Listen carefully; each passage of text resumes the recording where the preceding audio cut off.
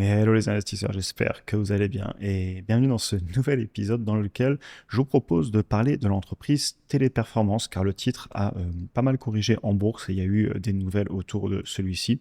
À savoir que ce qu'on va faire dans cette vidéo, j'ai pas du tout regardé ce qui s'est passé ni rien, j'ai juste vu des messages et aussi la baisse elle est passée un petit peu partout dans les médias spécialisés français. Et on va ressortir la vidéo que j'avais fait il y a un peu plus d'un an sur le titre, voir ce que j'avais dit à l'époque, pourquoi j'avais refusé d'investir. Elle était à 114 dollars. On va regarder ensemble, c'était quand? C'était ici juste après la baisse et on voit que globalement, elle a fait depuis un moins 34% depuis qu'on ne l'avait pas touché sur la chaîne. En tout cas, j'avais expliqué pourquoi je voulais pas investir dessus. Est-ce qu'il y a eu des changements fondamentaux? Est-ce que maintenant le business est devenu peut-être intéressant pour investir? On va regarder. Et ça peut être intéressant de regarder parce que depuis quelques temps, il y a eu plusieurs entreprises sur lesquelles je ne me voyais pas investir à l'époque et j'ai un petit peu changé d'avis entre guillemets. Par exemple, on a fait LVMH il n'y a pas longtemps parce qu'à un moment, si les valorisations commencent à être pertinentes, eh bien, je me dois aussi de dire que les dossiers pourraient m'intéresser. Alors après, je ne peux pas tout rentrer en portefeuille, mais ça nous est arrivé il n'y a pas longtemps sur LVMH. Pendant très longtemps, je ne voulais pas l'acheter parce que je la trouvais trop chère et elle est arrivée à une valorisation où je commence à comprendre pourquoi on investirait dessus. On va revenir sur Téléperformance, on n'est pas là pour parler de LVMH. Bref, l'année dernière, quand on avait fait la vidéo, c'était il y a un tout petit peu plus d'un an, on avait rapidement regardé ce que faisait l'entreprise. Globalement, c'est une entreprise qui est dans la gestion de relations clients. Donc, c'est beaucoup de centres d'appel qui font tout ce qui est la relation client pour d'autres entreprises. Donc, c'est une entreprise qui est avant tout dans le service. Ils font service client, la télévente, recouvrement de créances, assistance administrative, etc. Donc globalement, comment ils gagnent de l'argent? Ils refacturent aux clients finaux les services qu'ils proposent. Et ce que j'avais écrit à l'époque, c'était intéressant. J'avais écrit ce commentaire en préparant la vidéo. C'est marrant de revoir mes vidéos un an après. J'avais écrit peur sur les marges. Et oui, effectivement, peur sur les marges parce qu'il va y avoir énormément de coûts puisque derrière, c'est des humains au téléphone. Et donc, je pense que les marges seront faibles. Je me rappelle plus du tout du titre. C'était il y a plus d'un an. Je fais tellement de vidéos, je regarde tellement d'actions que je ne sais pas ce qu'il en est d'un point de vue des chiffres et je ne les ai pas regardés. Entreprise aussi avec beaucoup d'employés, beaucoup d'effectifs. Et on voit le chiffre d'affaires ici à 7,1 milliards d'euros à l'époque, mais ils ont dû évoluer depuis. On va les regarder ensemble. Les raisons de la baisse qu'on avait eue à l'époque, c'est l'IA. Il y a un an, on en parlait déjà, et les chatbots ou même tout ce qui est service client, etc., se fait énormément attaquer par l'IA. À l'époque, il y avait eu des nouvelles autour de Klarna, et de façon générale, ce que j'avais écrit, c'est que le secteur de la relation client, ça va être de plus en plus concurrentiel à mon avis, notamment grâce aux IA, évidemment. Et si l'IA devient une commodité, et ça on en reparlera un petit peu en conclusion, ça peut fortement impacter les chiffres d'affaires. Se rajoute à ça que l'entreprise, en 2023, ils avaient annoncé un ralentissement au niveau du chiffre d'affaires. On va voir ce qui s'est passé depuis. Ça avait déçu les investisseurs. C'est pour ça que l'entreprise avait bien corrigé. Et il y avait eu aussi des controverses autour des conditions de travail des employés. Alors, qu'est-ce qui s'est passé récemment? Globalement, malgré des résultats qui n'ont pas été si mauvais que ça, notamment sur le chiffre d'affaires, et on va aller voir les chiffres après. Pour l'instant, j'ai juste vu écrit dans l'article. Ils ont annoncé un plan d'investissement entre 2026 et 2028, notamment, évidemment, en IA. Ils annoncent aussi qu'ils veulent générer du cash flow et le distribuer. Ça, l'avenir nous le dira s'ils le feront ou pas. Et voilà, ce qui a été globalement dit, c'est déjà ma conclusion d'il y a un an, c'est que les investisseurs, ils ont très très peur que le développement de nouvelles technologies vienne attaquer fortement le chiffre d'affaires du groupe et sa compétitivité, déjà qu'on doit être sur un business avec des marges faibles. On va aller regarder ça ensemble de suite parce que je me rappelle pas trop des chiffres, comme je vous le disais, ça fait plus d'un an. On va quand même de suite regarder les marges. Marge nette, ouais, c'est ça, 5-7%. C'est hélas hyper logique parce que ça fait des business avec peu de marge, on est dans le service et en plus il y a énormément d'employés et on ne peut pas vendre ça très cher parce que sinon la concurrence va arriver aussi. Et marge sur flux de trésor un peu plus élevée quand même, autour de 12 à 15%. Et si on regarde le chiffre d'affaires, vous voyez qu'en 2023 on avait bien eu ce fort ralentissement.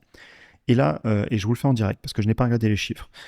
Un truc qui m'étonne, regardez. Le chiffre d'affaires entre 2023 et 2024, il a eu un sacré bond.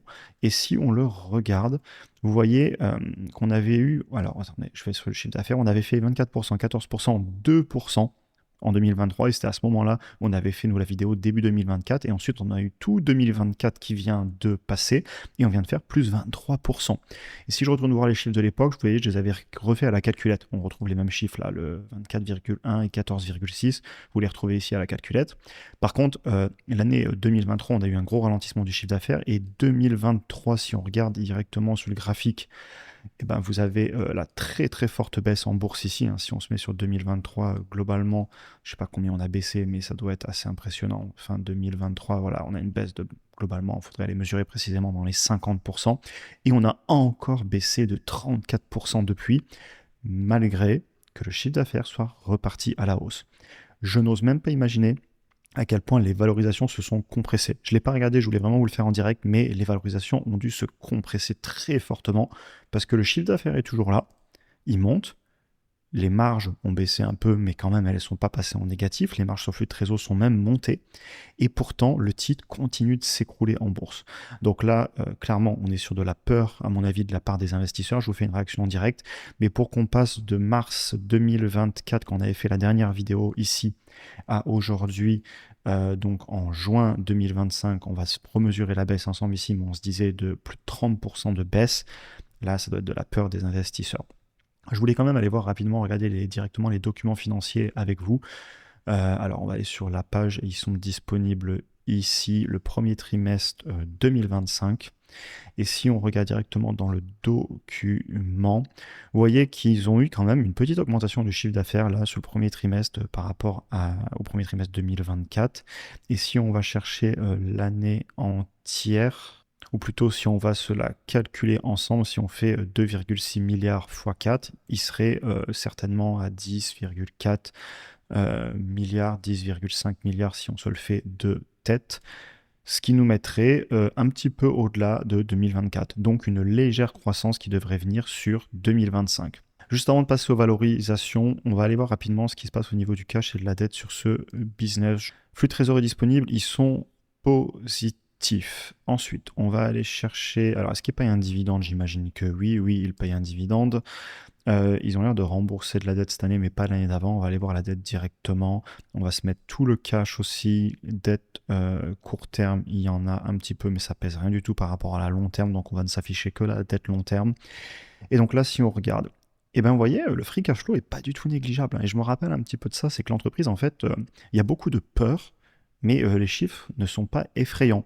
Et je l'avais déjà dit à l'époque, c'est vraiment de la peur autour d'un changement de paradigme et d'une disruption potentielle. Mais sauf que pour l'instant, ça ne se voit pas dans le chiffre d'affaires, il a continué à monter légèrement, on a eu une difficulté en 2023, et je taperai la conclusion, après en tout cas je vais y réfléchir.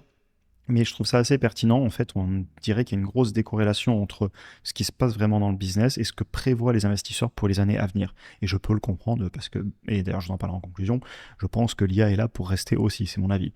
Bref, revenons à nos moutons. Le flux de trésorerie disponible permettrait de rembourser la dette long terme en un petit peu plus de 2 ans.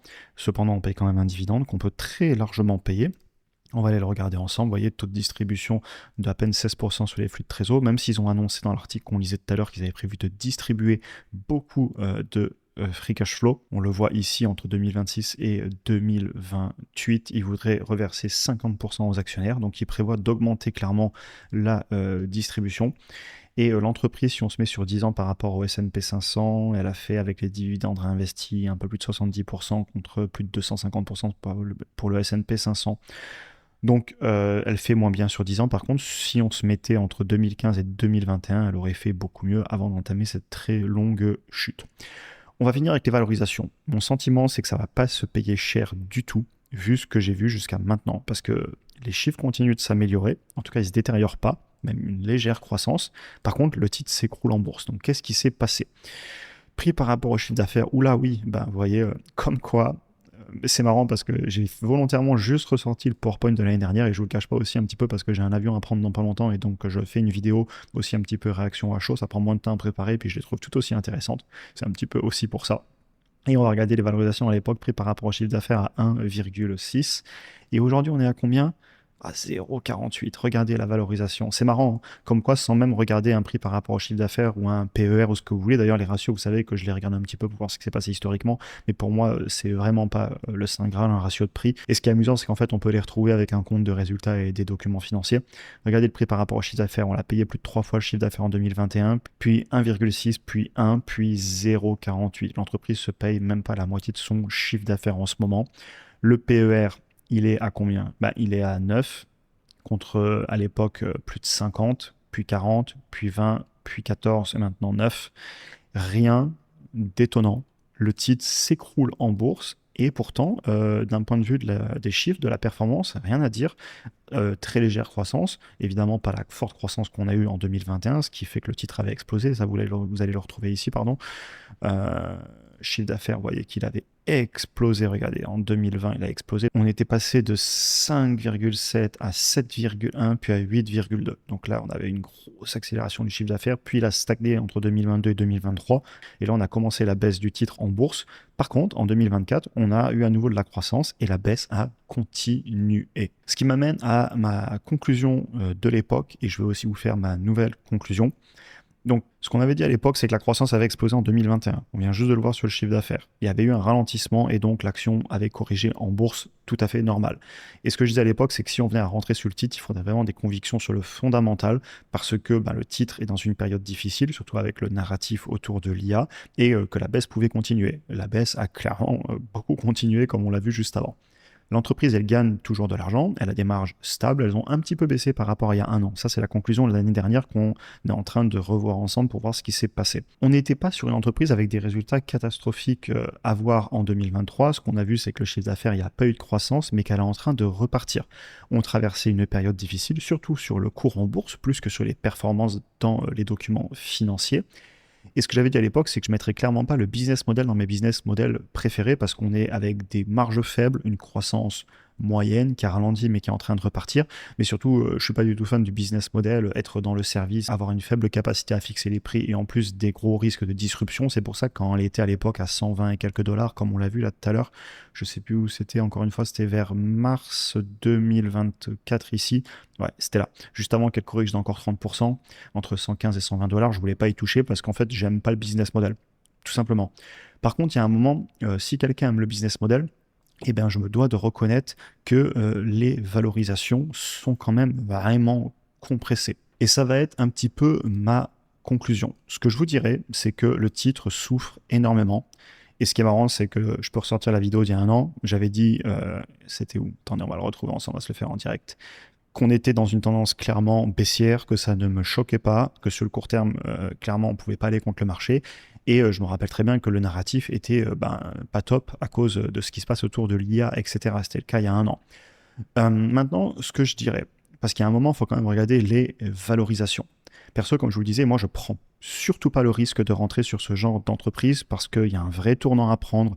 L'IA, je suis persuadé que ça va devenir, en tout cas, quelque chose qui va rester. Qui plus est, je pense que ça va aussi devenir une commodité dans le sens que ça va coûter de moins en moins cher d'utiliser ces outils et ils vont devenir de plus en plus puissants.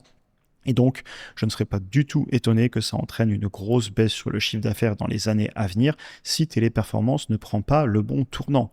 Maintenant, c'est toute la question à se poser. Prendre un tournant technologique, ce n'est pas simple. Pour moi, ils vont devoir le prendre et s'ils y arrivent, eh bien, vu les valorisations actuelles, il y a peut-être un gros coup à jouer. C'est ce qui a été popularisé par Peter Lynch dans son livre One Up on Wall Street, ce qu'on appelle un turnaround play. Si l'entreprise arrive à aller contre tout ce que pensent les investisseurs, c'est-à-dire que les investisseurs sont plutôt pessimistes et s'ils arrivent à montrer que non, ils prennent le tournant de l'IA, ils ont des outils pertinents et ils refont de la croissance sur le chiffre d'affaires et ils peuvent même augmenter les marges parce que les marges devraient monter si on utilise de l'IA plutôt que des personnes au téléphone. Il y a peut-être une chose à jouer. Ça, seule votre analyse vous le dira. Moi, personnellement, je confirme ma conclusion de l'époque. Avec le fait, je rajouterai quand même que la valorisation a fortement baissé, et il faut le dire, mais je ne peux pas rentrer dessus parce que je vois beaucoup trop de risques. Je ne suis pas rentré à plus de 110 euros, d'ailleurs, ce n'est pas des dollars.